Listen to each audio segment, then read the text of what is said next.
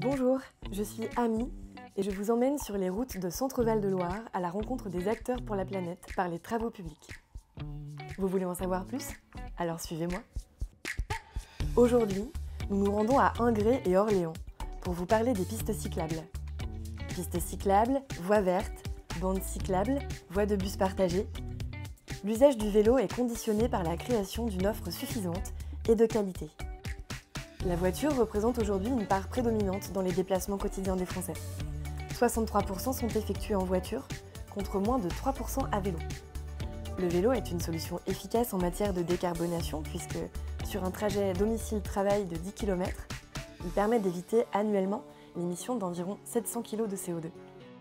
Mais comment les villes et les agglomérations s'emparent-elles du sujet? Pour répondre à cette question, nous avons rencontré M. Christian Dumas, maire d'Ingré et vice-président d'Orléans Métropole, en charge de la politique cyclable et des circulations douces. Monsieur le maire, vous aménagez sur votre commune une piste cyclable. Pourquoi avez-vous lancé ces travaux? Alors, pourquoi avoir lancé les travaux de la création de la piste cyclable route d'Orléans? Pour des raisons qui sont très simples. Tout d'abord, on est sur un itinéraire en ligne droite, avec possibilité, du fait de la présence des terres agricoles, de pouvoir tirer une piste cyclable en site propre. C'est une voie qui est très empruntée, notamment de la part des enfants qui se rendent à l'école le matin et qui reviennent chez eux le soir, mais aussi des salariés qui, en utilisant le vélo, se rendent à leur travail dans la zone d'activité d'Ingré-Saint-Jean-de-la-Ruelle. Donc il nous a semblé important de pouvoir réaliser cet itinéraire sécurisé. D'ici à 2028, la métropole orléanaise souhaite que le vélo représente 10% des déplacements de ses habitants. Quels vont être les prochains projets d'aménagement pour atteindre cet objectif? Alors, il y a effectivement, pourquoi faire des aménagements dans la mesure où vous le savez, Orléans Métropole s'est doté d'un plan vélo en 2019 avec une volonté forte d'augmenter la part modale du vélo. Ces aménagements qui ont déjà été pour partie réalisés vont se concrétiser, notamment sur la rue Royale, mais cela dépend notamment des études du CEREMA. Nous avons aussi d'autres projets vers le boulevard de Québec, vers le quartier des Beaumont, sur les Mailles, sur la rue Royale. Donc tous ces itinéraires vont pouvoir voir le jour dans les mois et les années à venir. Vous venez d'achever la réalisation d'une vraie piste cyclable sur le pont Royal à Orléans. Pourquoi ces travaux? Alors, pourquoi nous avons réalisé une piste cyclable sur la rue Royale? Vous savez que le pont Georges V est un point de passage obligatoire entre le nord et le sud d'Orléans et il enjambe la Loire.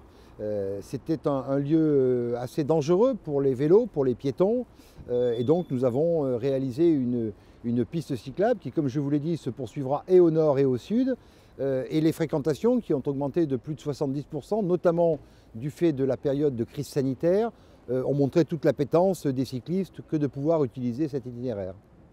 Afin de réaliser ces travaux, il a fallu tout le savoir-faire des entreprises de travaux publics. Nous nous sommes rendus dans la ville d'Orléans pour rencontrer l'entreprise Eurovia. Aymeric Seguin, quelles sont les solutions apportées par les entreprises des travaux publics?